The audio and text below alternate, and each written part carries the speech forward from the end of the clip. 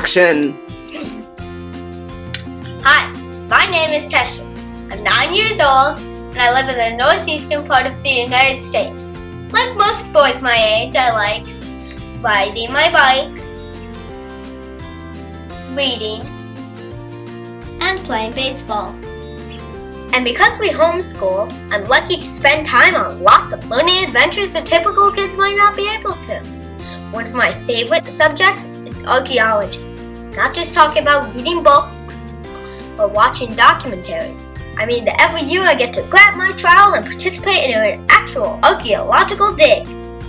I visited Scandinavia to unearth Viking treasures, excavated terracotta sculptures in ancient China, exhumed the body of a primitive Mayan in South America, and uncovered the ruins of an ancient Indian temple.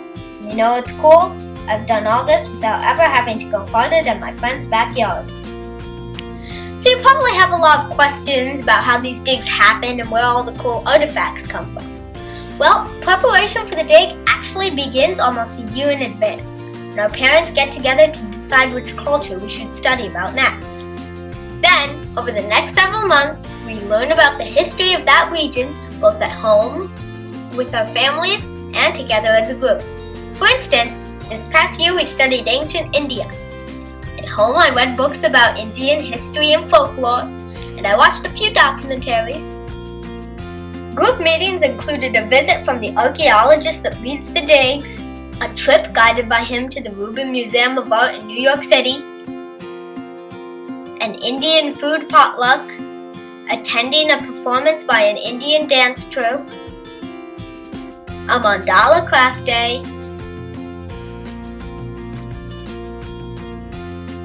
a show and tell type meeting where kids presented projects about various parts of the Indian culture that they had enjoyed learning about, and participation in an Indian holiday prayer ritual.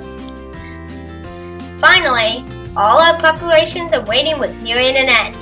Parents got together to dig the hole. This year is 12 feet long, 4 feet wide, and 3 feet deep, big enough to accommodate 23 participants. The day before the dig begins, the site is strictly off limits to everyone but Big Dog.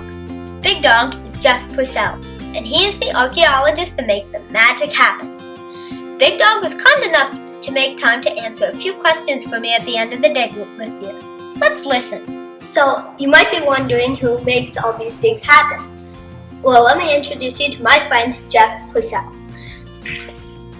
Most of us around here call him Big Dog. Thank you for doing this interview with me. You're welcome, Tesha. It's my pleasure. So, can you tell me a little bit about your educational work and background?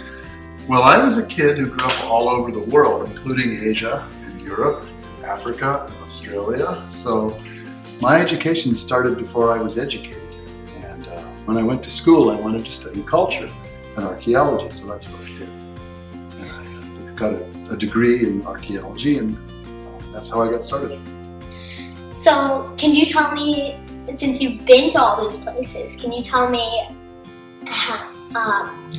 about some digs that you've actually gone to and participated in around the world? Sure. Not to get too specific, I worked all over Mexico and Southern California, in the Northeast United States, in Egypt, and Serbia.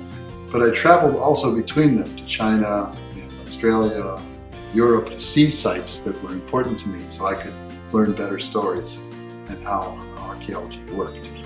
That's how I learned to teach you kids. So, how did you first come up with the idea of teaching the digs for younger students? Well, the idea is a little embarrassing, actually, because I never thought of teaching kids. I wanted to be a professor at the university, but I hated that job so much that I didn't want to do it anymore. But I still wanted to do archaeology, so I thought, how do you do archaeology if you're not a professor or working in a museum or working in some business? And this is what I came up with: teach kids how to do it. It's pretty cool, because then they can learn to do it before actually maybe do it a little better when they actually, if they are an archaeologist. Well, I hope so. I mean, as I said, when I was a kid, I got to travel all over the world. So I saw lots of things and did lots of things, which if you live here in the States, you can't necessarily do. So I thought, instead of bringing kids from the States to the world, bring the world to the kids. So, how long have you been leading these days? I think this is the 20th year that I've been doing these. So yeah, 2 decades. Then, how many themes or cultures do you have? Are you able to do each year? You're going to make me count my fingers and toes on video? No way. Well, just saying that is funny, but the truth is I have about as many fingers and toes as I have projects. So maybe 20. So where do you get your artifacts from, and how do you care for them? Because like the wood too, that can decay a lot and stuff, and even the ones that we were digging up have shown signs of decaying. Well, do you want to know a dirty little secret? It helps me when they break down a little bit, because they look even older. But I get them from all kinds of places. I get them from museums first, but all of the things come from the country that you're digging up. Wow. So, what do you do to make our days as authentic as possible? Like that yellow layer that you added in? Well, the authenticity comes from the soil that we get to work with. But the fact is that I add context. That means I add things which make the story more real to you, like floors and walls and objects that were part of those spaces.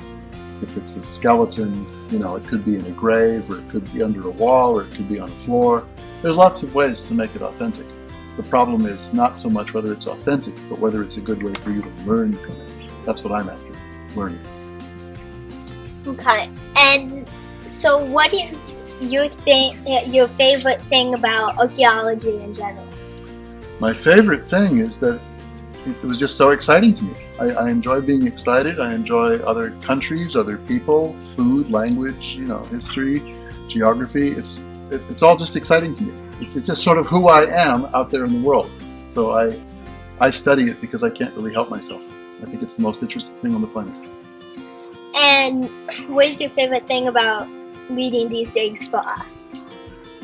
Well, when I was a little kid, I got to learn in various ways because my family lived overseas. But I guess my favorite thing is seeing kids actually learn. I enjoy teaching archaeology, and I enjoy learning from kids who show me what it's like to have a kid's mind. Because I used to have one, but I don't remember those days very well. So I enjoy teaching, Tesha. That's what I do it for.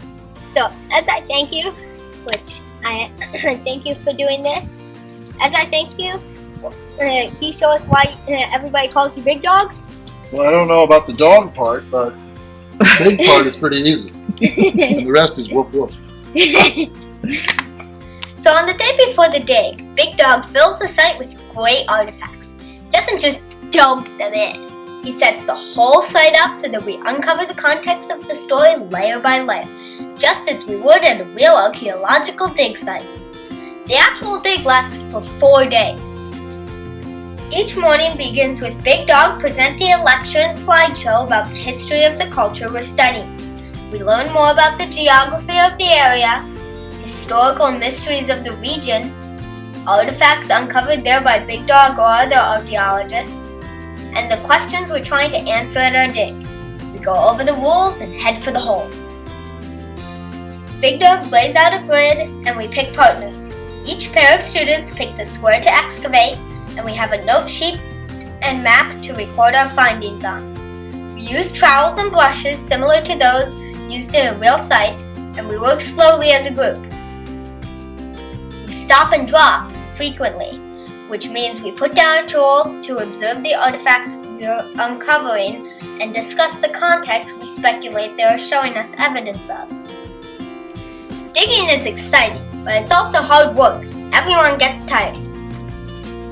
So after lunch, we give our muscles a rest and exercise our brains a bit more instead. Playing games like Settlers of Catan, Puerto Rico, and Taj Mahal, we learn about how the success of a civilization is dependent upon their geographic location, ability to manage resources wisely, skill at negotiating with neighboring groups, and sometimes just plain luck.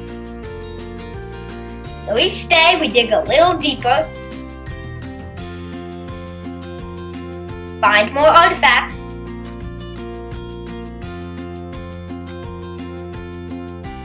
and unearth more clues to the mystery.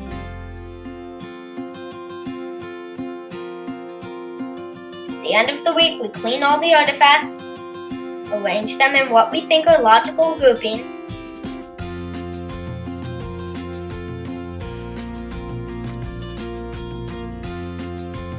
and then share the story we have uncovered with our families and friends.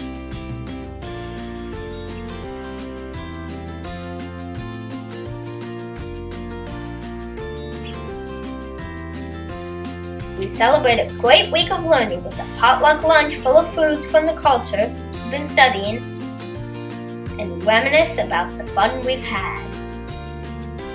Well, I hope I've answered your questions and you've enjoyed this look into our annual archaeological dig.